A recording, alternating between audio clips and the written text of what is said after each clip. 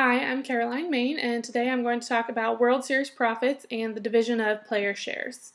Earlier in the semester, we learned about mega events and the impact that they can have on local economies, but one thing that we didn't look at was the profits that leagues and teams make from these mega events and how those profits are divided among them.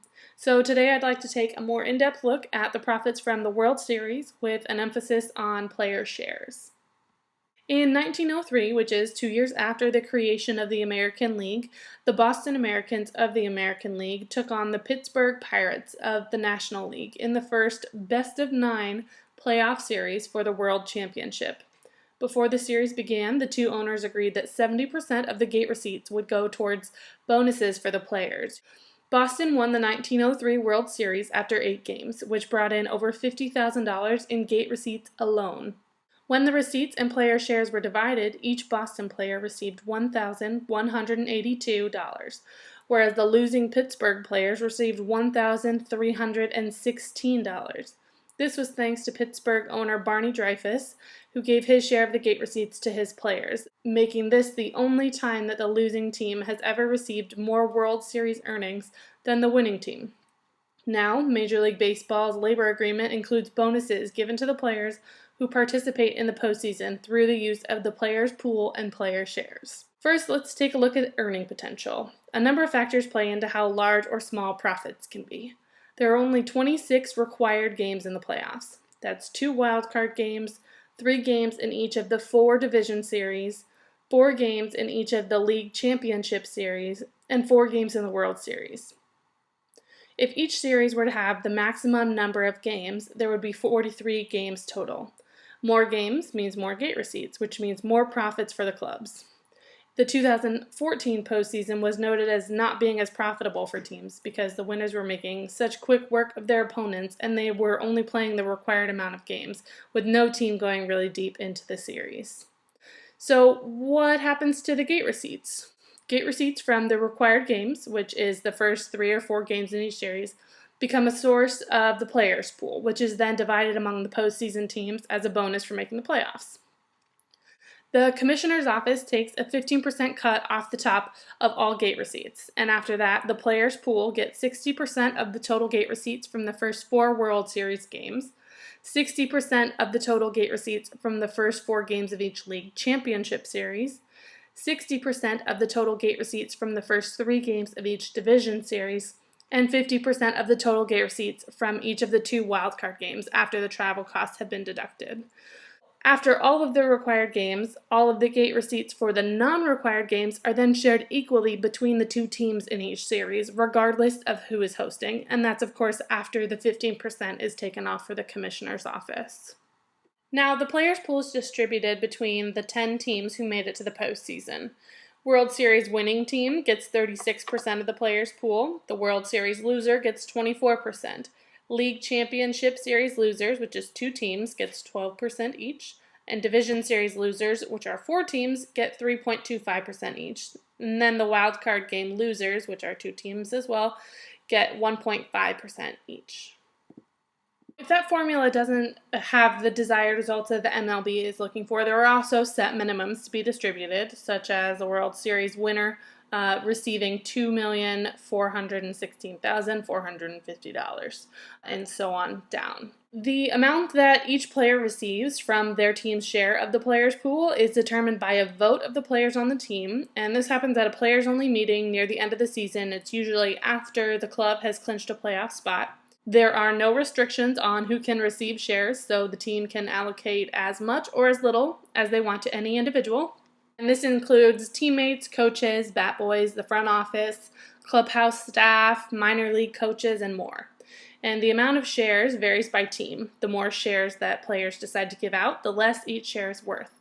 Shares are determined strictly by player vote. Unlike how the division of profits are determined, the division of shares is dictated by eligible players from each club, and they do not necessarily need to even give justification for how the shares are divided.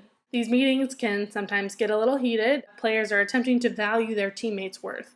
So, for example, they look at how long a player has been with the team, the kind of person that they are, and how much they've really contributed to the success of the team that season. So players are also eligible to receive postseason shares from any team that they played on that season that has made it to the postseason play. There are certain criteria for who's allowed to vote on how the player shares should be divided. Individuals must be eligible for participation in the World Series, which is the 25 players on the active roster, and they have to have been with the team as of June 1st. So even if they were on the team before the trade deadline and are World Series eligible, they have to have been on the team by June 1st in order to vote. Field managers are allowed to give an opinion on the player shares, and they can be invited to stay for voting, but that is not required. In regards to players who have played on multiple teams throughout the course of the season, Major League Rule 45 says that if both clubs that the player was on participated in the postseason, the player can receive shares from both clubs, but are limited to the amount that the player would have received if they were given one full share. An example of this is Benji Molina, and he started with the Giants in 2010, but was traded to the Rangers in July of that same year. Now, because both teams made the World Series, he got shares from both of the clubs and even got a ring from the Giants, despite being on the losing end of the World Series.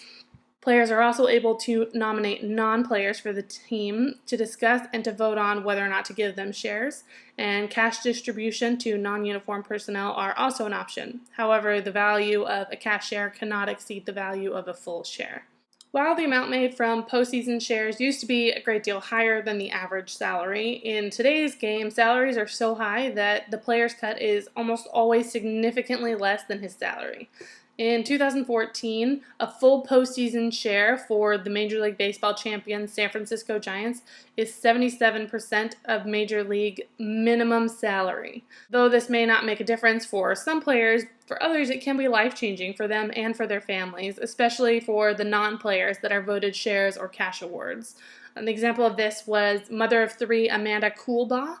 In 2007, her husband was a minor league coach for the Colorado Rockies and was killed by a line drive while he was coaching first base. And the Rockies unanimously voted to give her a full share, which amounted to $255,000.